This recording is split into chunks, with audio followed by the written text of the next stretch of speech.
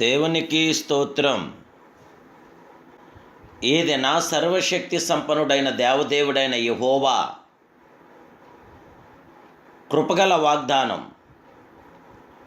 యెహోవా యందు నమ్మిక ఉంచువాడు సురక్షితముగా నుండును. సామెతల గ్రంథం 29వ అధ్యాయం 25వ వచనం. ప్రియా సర్వశక్తి సంపన్నుడు, సర్వోన్నతుడు, సర్వాధికారి అయిన దేవదేవుని బిడ్డలారా, ప్రభువైన యేసుక్రీస్తు మహోన్నతమైన నామములో మీ అందరికీ నా హృదయపూర్వకమైన శుభాభివందనాలు ఈ ఉదయకాల సమయంలో క్రీస్తు పేరట తెలియపరుస్తున్నాను. దేవాదేవుని బిడ్డలారా, మీరందరూ బాగున్నారు కదూ? మహిమాస్తుడి యొక్క మహాకృప నిరంతరం మీతో నిల్చుండుగాక. భయపడుట వలన మనుషులకు ఉరువస్తుంది. దేవుని బిడ్డలారా, భయపడకండి, అధైర్యపడకండి. ధైర్యంగా ప్రభుతో కొనసాగండి. దేవుని నామ మహిమ కొరకు మీ జీవితాలు కొనసాగించండి. దేవుని యందు నమ్మిక ఉంచువారు సురక్షితంగా ఉంటారు. కీడు వస్తాను భయం లేక వారు నెమ్మదిగా ఉండగలరు. దేవదేవుడు మనకి జయమనుగ్రహించగల గొప్ప దేవుడే. మన పక్షాన గొప్ప కార్యం జరిగించగల గొప్ప దేవుడు, మన పక్షాన విజయం గల విజయశీలుడైన నీ దేవుడైన యెహోవానకు నేను భయపడకము, నేను నీకు సహాయం చేసేదను అని చెప్తూ నీ కుడి చేతిని పట్టుకుంటున్నాడు. ఆయన మహిమగల ప్రసన్నతతో మీ స్థిరమైన నమ్మకమును ఉంచండి. సంపూర్ణంగా ప్రభు మీద ఆనుకొనండి. ఆయన మిమ్మను చక్కగా నడిపించగల సర్వ జగత్రక్షకుడైన ఆయన చక్కగా మన జీవితంలో కార్యాలు జరిగించగల కార్యసాధకుడైన నేడు మీరు భయం యొక్క హద్దులోనికి చేరి ఉండవచ్చు, కలవరం యొక్క హద్దులోనికి చేరి ఉండవచ్చు. దేవుని బిడ్డలారా, త్రొట్టిల్లవద్దు, భయపడకండి.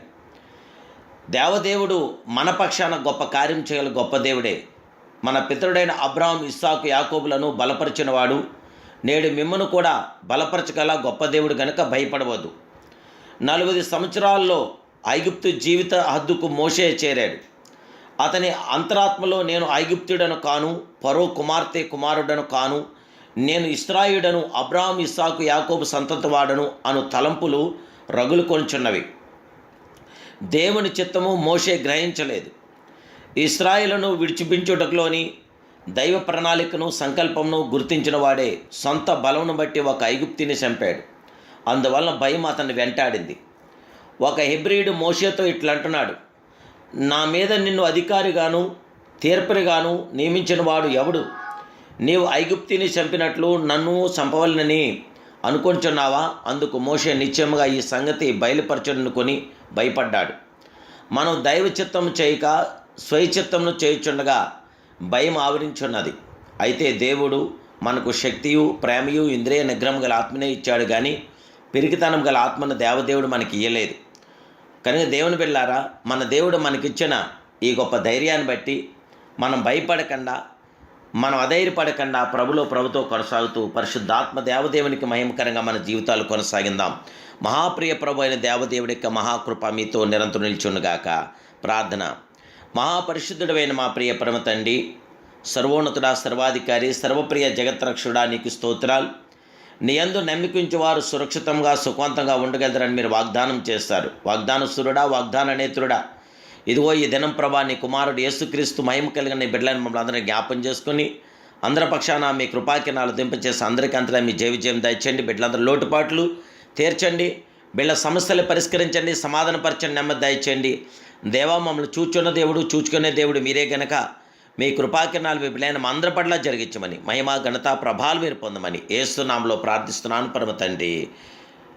ఆమేన్, ఆమేన్, ఆమేన్.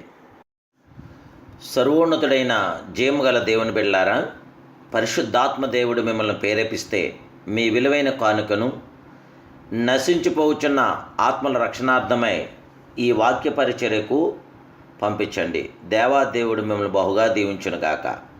మా ఫోన్పే నెంబర్ మరియు గూగుల్ పే నెంబర్ 9440442637.